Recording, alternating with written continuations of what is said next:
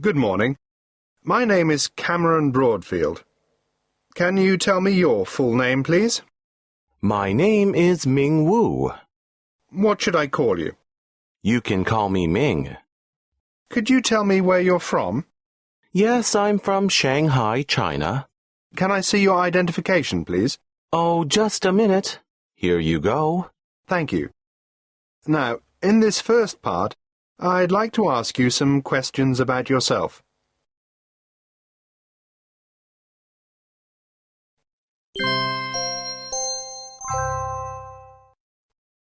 Let's talk about your studies. Where do you study? I study sociology at Fudan University, here in Shanghai, and I'm in my first year. How long does it take you to travel there each day? I guess it probably takes me an hour each way. I catch the bus, so it depends on traffic to some extent. What are the advantages of studying at this location? The best thing about studying at this university is its reputation. Fudan University is quite prestigious, and I am very lucky to be accepted to their undergraduate program. Now let's talk about news. In what ways do you normally find out about news and current events? I watch breakfast television in the morning, so I hear a roundup of all the news then. It's a good way to start the day, as I like being informed about what's happening, and I can watch it while I'm getting ready to go to university. Which do you prefer, international or national news? I'm probably more interested in national and regional news than international, because the coverage is better. On the weekends, I like to catch up with international news, as I have a bit more time. How often do you listen to or read the news?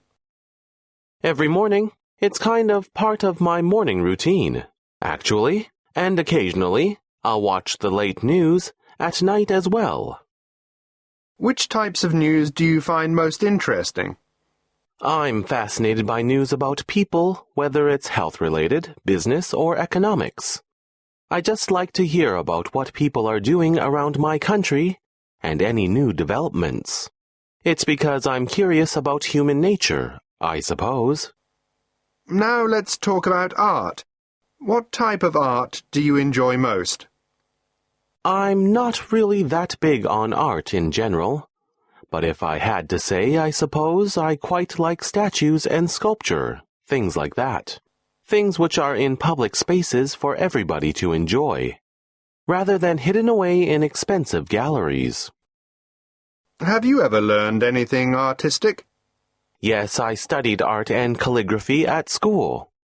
I really enjoyed it at the time, but it wasn't going to lead to any type of career, so I dropped it. Would you prefer to create art or view art? I'd probably prefer to view it. Although, as I said, I enjoyed taking art at school, I don't think I'd have much talent for it now. So I'm probably better off just enjoying other people's artwork. Do you think it's important for art to be taught in schools? I do think it's important, but not as important as other subjects such as maths and science. Taking art at school beyond a certain age is a bit of a waste of time, because, as I mentioned, it doesn't lead to any sort of decent career.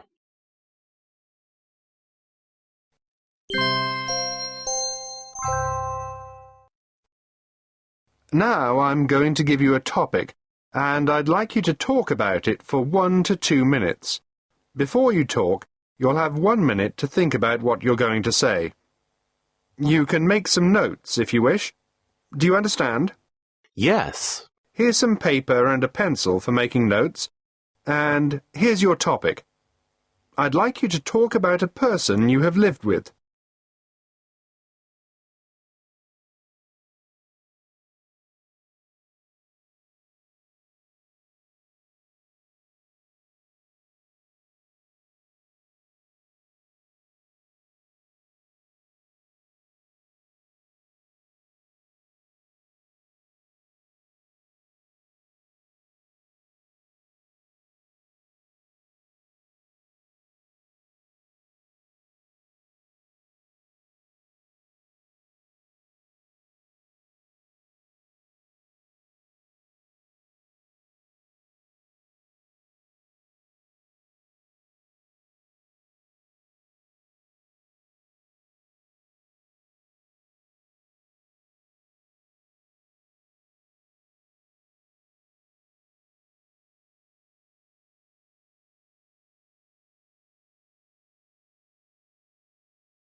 I'm going to talk about someone that I lived with while I was studying abroad 3 years ago. I went to study English in Canada, and I had a homestay who I stayed with in a town called Hamilton, which is in Ontario. My homestay mother was quite old, about 65 years old, I think, and we lived together for the time that I was studying in Canada, which in total was 1 year. So it was quite a long time to live with someone that I'd never met before I left. Anyway, she was a very kind woman and she was very patient with me, as when I arrived my English was terrible. She was also very funny, and I came to understand her sense of humor more, and more as my English ability improved. At first I thought she was just laughing at my poor English. She had lots of cats, about 7 or 8. But there must have been some sort of misunderstanding with the agency that placed me with her, because I had said on my original application form that I didn't like cats.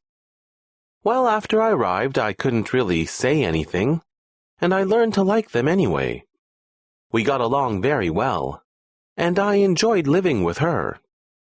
She was very clean and tidy, and I had to keep my room spotless as well. She also made sure that I was involved in household chores and cooking. So I used to make her lots of delicious Chinese food, which she loved, and she taught me some of her classic recipes. It's the first time I've ever lived with anybody who wasn't family, and while at first it was a little strange, by the time I had to leave, I was very attached to my host mother, and quite sad to leave. She dropped me at the airport when it was time for me to go home, and that was quite emotional.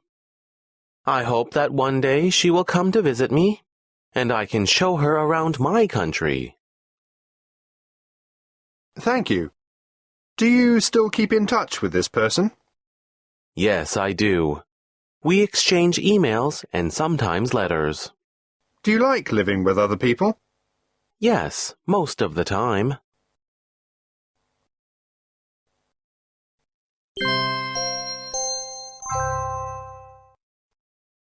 We've been talking about a person you have lived with, and now I'd like to discuss with you 1 or 2 more general questions related to this.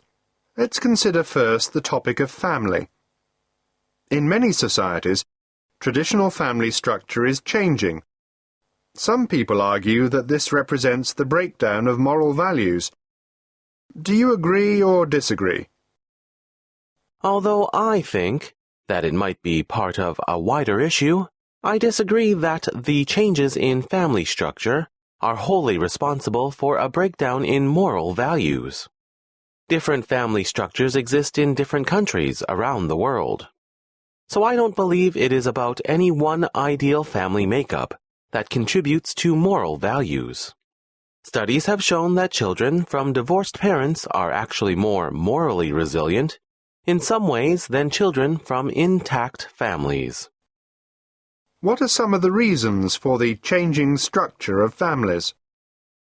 It's hard to say, but perhaps it's due to the fact that as the world becomes a smaller place, we are hearing more about other opinions, such as divorce and separation, and this tends to make these trends more acceptable, and thus more common. I think as well that the financial recession has forced some young people to return home to live with their parents. So this also represents a changing family structure. How do you think family structure might change further in the future? In my country, I don't foresee any dramatic changes in family structure because family is at the heart of Chinese society and always will be. Also, legislation such as the one-child policy will continue to ensure that family structure and size is somewhat limited. Perhaps the only change might be that more young people might leave home before marrying, either to travel or to live in a flatting-type situation. This trend is becoming more popular nowadays, and so it might continue into the future. Now let's talk about living with others. What are some of the problems which can arise between people who live together? What are some potential solutions to these problems? Well, communication problems are the main issue which springs to mind. I think when people who live together forget to communicate about basic things which affect each other, such as cleanliness or sharing the bathroom, then this can lead to problems. So the obvious solution there is to communicate effectively and be considerate of communal spaces. For instance, you can't leave your clothes around the house or your dirty dishes in the sink. The other problem that can occur is a personality clash. If people who live together just don't get along at all, such as one person being neat and tidy and the other more relaxed and laid back, I'm not sure what the solution is there, apart from not living together in the first place. Some people believe that living with others shapes our personality traits and characteristics. What's your view? I certainly think that's true when you live with someone for an extended time period, such as in the case of families. And they say that couples come to resemble one another if they live together for long enough. For instance, finishing each other's sentences and knowing what the other is thinking. However, I also think that changing core personality is a very slow process which doesn't happen easily at all, except in the example of children being raised in a household with their parents. Obviously, children's personalities are significantly influenced by those they live with because it's part of their psychological growth and development. What types of personal characteristics are necessary in order to successfully live with others? For what reasons? I think that to live with others, you need to be patient, a good communicator, have a good sense of humor, and be accepting and tolerant of others. Patience is probably the most essential quality because it means that you won't become frustrated by other people's annoying habits. And having a good sense of humor helps with that as well. Oh, and compromise. The ability to compromise is absolutely essential, because you can't always get things your own way. Thank you. That is the end of the speaking test.